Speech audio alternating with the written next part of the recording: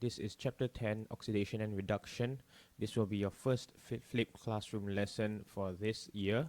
Okay, so basically what flipped classroom means, you have to watch the lecture first or the lesson first before you go to class, because in class what we will be doing is just worksheets and questions from the 10-year series.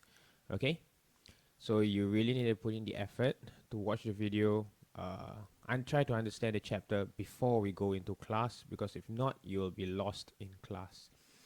Alright, so this is chapter 10, Oxidation and Reduction. Okay, this was supposed to be covered in Sec 3. We only covered, I think, two parts of it, two short parts of it, which is oxidation and which is oxygen and hydrogen. Okay, but there are two more parts. But regardless, I'm sure some of you have already forgotten what we've covered previously. So I'm going to go through everything again in this video. So please watch it in its entirety, okay? Alright, there's also some questions that I'll be posting on Padlet as well. So please take a look at those questions and those worksheets, okay, so that you will be familiar before we enter class. Alright?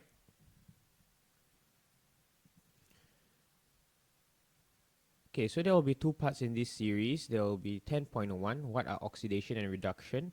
In this one, we will be covering the four main parts of it, okay, which is oxygen, hydrogen,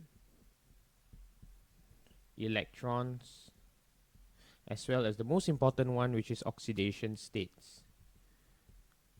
We will be identifying which substances have been oxidized, which substances have been reduced by looking at these four factors. For oxidation and reduction, we are looking at elements, okay?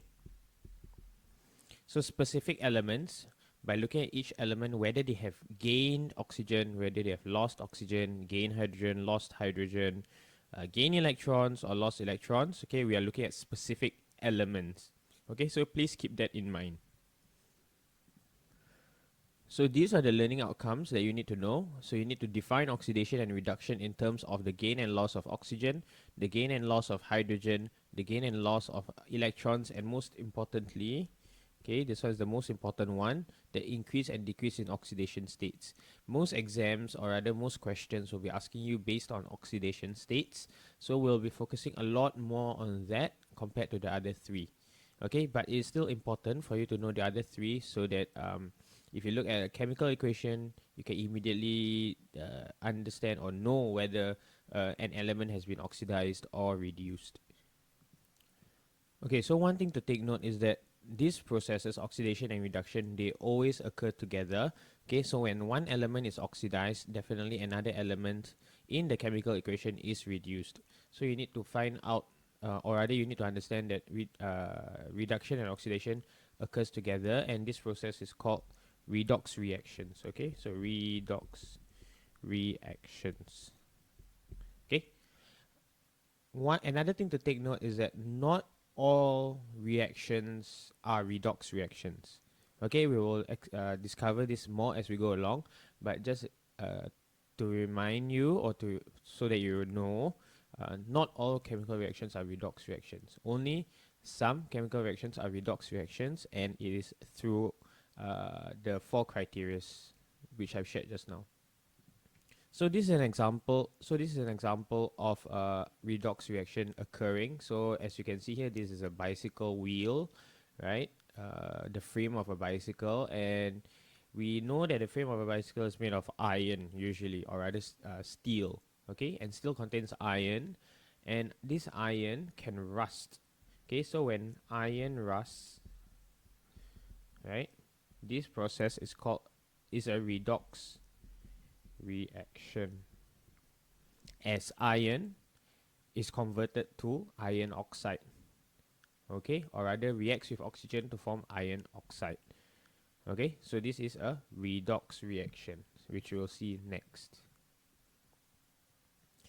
Okay, so this is the first one, of gain and loss of oxygen. Oxidation can be defined as the gain of oxygen. Gain of oxygen. Okay, And iron reacts with oxygen in rusting to give hydrated iron 3 oxide. Okay, so as you can see here, iron, which is the element that we are focusing on today, iron has gained an oxygen, as you can see here. Oops. Okay, so from Fe, it becomes Fe2O3. So this oxygen is gained. Alright, so iron gains oxygen, and therefore, based on this definition, okay, iron has been oxidized. Iron has been oxidized. So next is reduction. Reduction is the opposite of oxidation, okay, and can be defined as the loss of oxygen. Okay, so when something loses oxygen, it is considered as being reduced. So in this case, we have the extraction of iron from hematite. Hematite is a mixture, okay, where you can get iron ore, right? So this is iron oxide in hematite, okay? So iron oxide in hematite, okay, or iron 3 oxide is in hematite, okay, reacts with carbon monoxide to form iron and carbon dioxide. So based on the diagram here, you can see that hematite, okay, or rather iron 3 oxide has been reduced because it loses oxygen to form iron. And again, what did I say about redox reactions? When one oxidizes, the other one will be reduced. So in this case, iron 3 oxide is reduced, therefore your carbon monoxide gains an oxygen. So you can see here, it gains an oxygen. Okay, let me use another color, maybe it'll be better. Gains an oxygen, okay, to form carbon dioxide gas. Okay, so you can see here, just by looking at the substances in the chemical equation, looking at the oxygen atoms itself, okay, you can tell whether one is oxidized and the other one is being reduced.